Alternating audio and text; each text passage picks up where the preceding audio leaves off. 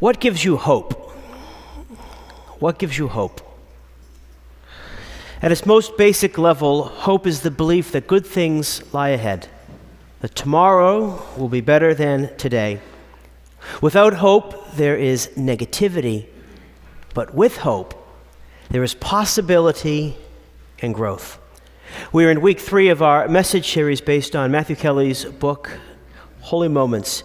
If you're new here or just visiting, welcome. We're glad you're here. As a parish, we see it as our job to help everyone in our community and beyond along the better path to a better life through Jesus Christ. And when we have holy moments, we take big steps along that path and help others to do the same. Holy moments are the key to becoming everything that God has created you to be. And holy moments lead to the meaning, happiness, and fulfillment for which we all long. A holy moment is a single moment when you open and make yourself available to God, you set aside your self-preference, and then you do whatever it is you think God is asking you to do. Each of us have the capacity to work with God to create holy moments or not. Today we're going to talk about how holy moments make you more hopeful and how holy moments make others more hopeful too. In Victor Hugo's play Les Mis, the main character, Jean Valjean, gets caught stealing silverware from an elderly bishop. When he's brought back to return the silverware, the bishop sort of sets him free by saying that the silverware was a gift.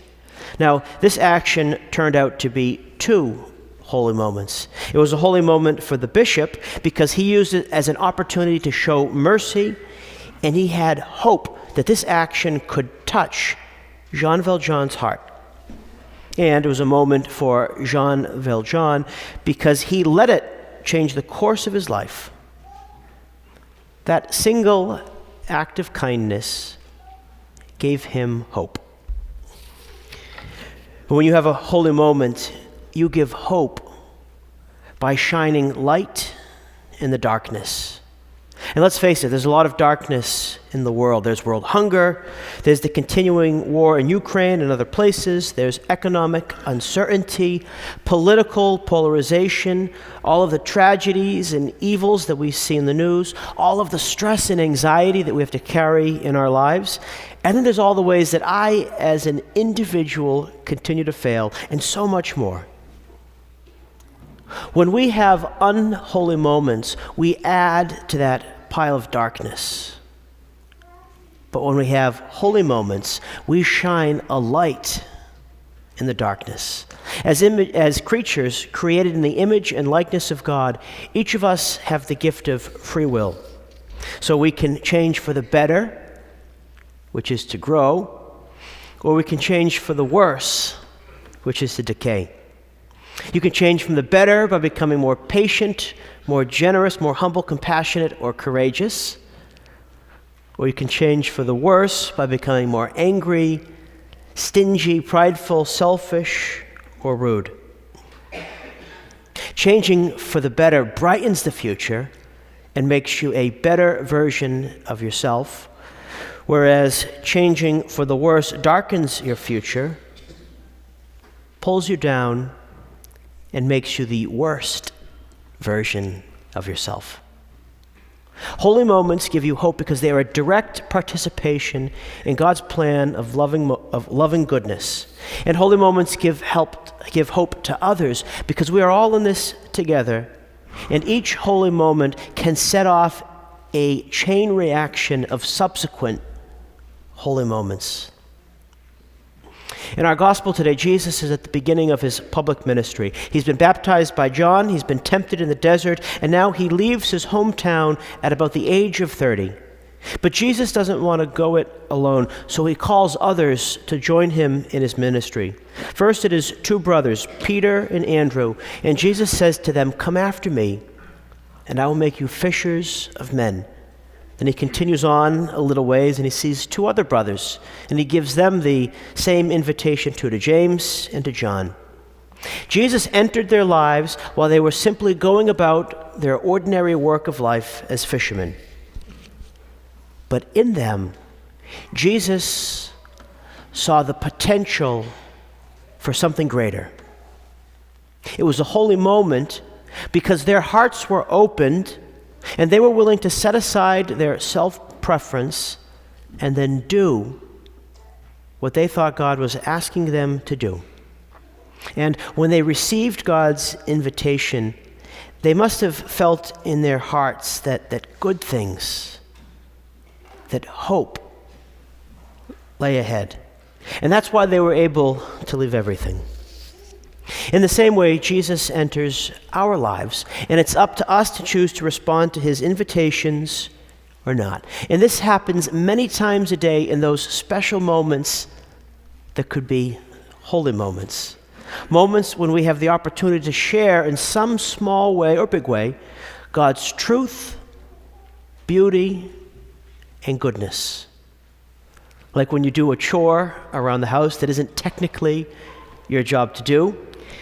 When you encourage somebody with a smile or a word of praise. Or when you feel like God is tugging at your heart and you decide to follow that inspiration. These things and things like them make your tomorrow better than your today. And these same things give hope to others. After Jesus called Peter, James, and John, they went around the area teaching, proclaiming the good news of the gospel, and curing every disease and illness among the people. I'm sure those first disciples had no idea what they were in for when they left everything to follow Jesus. But from those first holy moments, subsequent holy moments followed. There's no question that those disciples grew immensely in the 3 years that they spent with Jesus. Did they become perfect? No, of course not. The Gospels go on to tell stories of their rivalries, denials, betrayals, ignorance, and cowardice. But again, God chose them anyway. And even though they would go on to have many sufferings and make many sacrifices, I'm sure that if we were to ask them, would you do it again? They would say without a hint of hesitation, absolutely.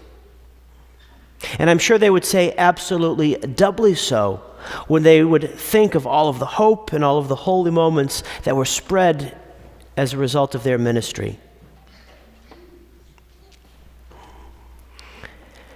And now, Jesus says to you, come after me, and I will make you a fisher of men. And now Jesus says to you, come after me, and I will make you a fisher of men. For just about all of us, heeding this call doesn't mean that we have to leave our family or our occupation. We can do it right where we are now, in the midst of our ordinary, everyday life, by having holy moments and giving hope. In the book that we've been giving out, Matthew Kelly challenges us to share this concept of holy moments with at least 3 other people. I've given away a bunch of the books, and I hope you do too. For a few of my friends, I'm sending them a copy of the book. I'm just going to put a simple note inside. This note's going to say, Dear so-and-so, this book helped me understand how we can use little moments to bring more goodness into the world, and how doing so helps us have more happiness and meaning ourselves. I hope it does for you. If you've read the book, you know that you can order. They'll send you just have to pay shipping and handling, 6 free copies. It's $7 online. But you can do that if you want. But when we were ordering the books, we ordered a bunch extra in the hope that you would simply take them and share them with people in your life. Will everyone who receives a book read it and then start practicing holy moments in their lives? Well, at the last Mass, someone said yes, but I guess they're more hopeful than you. No, probably not. Not everyone's going to do it. But for those who do, it might be just the thing that gives them hope and that helps them live with more meaning, purpose, and happiness. And then just think of the chain reaction of holy moments you could start. So, right now, off the top of your head, who are 3 people you could share holy moments with?